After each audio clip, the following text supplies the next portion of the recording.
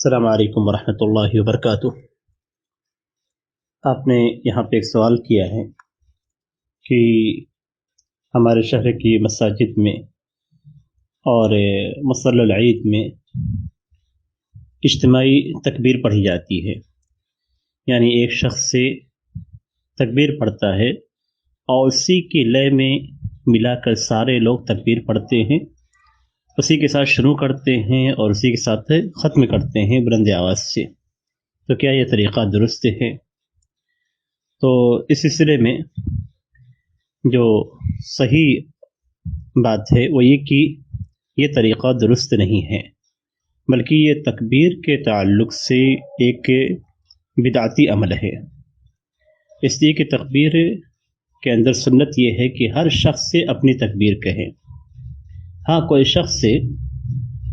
اگر بلند آواز سے تکبیر کہتا ہے اور اس کی تکبیر سن کر دوسرے افراد اپنی تکبیر کہتے ہیں تو کوئی حرج کی بات نہیں ہے، لیکن یہ کہ اجتماعی طور پہ ایک بار سب شروع کرے، ایک بار سب ختم کرے، اور جس طریقے سے مائک میں پڑھا جاتا ہے اسی انداز میں سب شروع کرتے، اسی انداز میں سب ختم کر دیں، تو یہ طریقہ بدعتی طریقہ ہے۔ یہ سلف کے ہاں معروف طریقہ نہیں ہے، سلف صالحین کے ہاں یہ طریقہ نہیں تھا۔ ہاں، تذکیر کا طریقہ ان کے ہاں معلوم تھا، جیسا کہ حضرت عمر رضی اللہ تعالیٰ عنہ کے تعلق سے آتا ہے کہ اپنے خیمے میں تکبیر کہتے تھے تو اس کو سننے کے بعد لوگ تکبیر کہتے تھے، اور اس طریقے سے پورے منی میں تکبیرات گونجتی تھی، لیکن وہ ترتیب نہیں، اس لیے کہ منی کافی بڑا ہے اور ایک ساتھ سب پہ کی تکبیر پڑھنا یہ ممکن ہی نہیں ہے۔ تو یہاں مقصود جو ہے عمر رضی اللہ تعالیٰ عنہ کے فعل کے اندر جو وجہ استدلال ہے، جو ہمارے لیے دلیل ہے، وہ دلیل یہ ہے کہ کوئی شخص اگر بلند آواز سے تکبیر پڑھتا ہے اور اس کا سن کر دوسرا اپنی تکبیر شروع کرتا ہے تو کوئی حرج کی بات نہیں ہے، یعنی اسے یاد پڑ جاتا ہے اور وہ تکبیر پڑھنا شروع کرتا ہے تو کوئی حرج کی بات نہیں ہے۔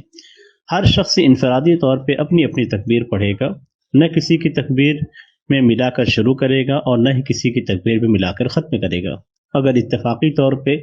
اس طریقے سے ہوتا ہے تو کوئی حرج کی بات نہیں ہے، لیکن اس طریقے سے جس طریقے سے اناشید پڑھی جاتی ہے، ایک ساتھ شروع کرنا اور ایک ساتھ ختم کرنا، یہ طریقہ بدعتی طریقہ ہے تکبیر کے تعلق سے، یہ طریقہ ثابت نہیں ہے،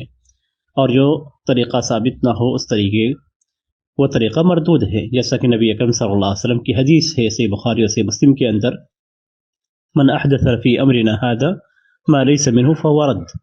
کہ جو شخص سے ہمارے اس دین کے معاملے میں کوئی نئی چیز ایجاد کرتا ہے تو مردود ہے۔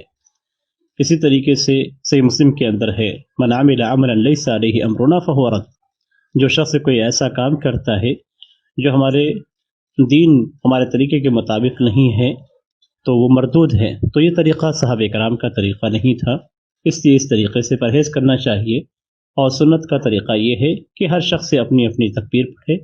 اگر اتفاقاً ایک ساتھ ہو جاتی ہے تو کوئی حرج کی بات نہیں ہے، لیکن جان بوجھ کر ایک ساتھ تکبیرات بلند کرنا اور ایک ساتھ ختم کرنا یہ طریقہ درست نہیں ہے۔ ھذا واللہ اعلم، وصلی اللہ علی نبینا محمد وعلی آلہ وصحبہ وسلم۔ السلام علیکم ورحمۃ اللہ وبرکاتہ۔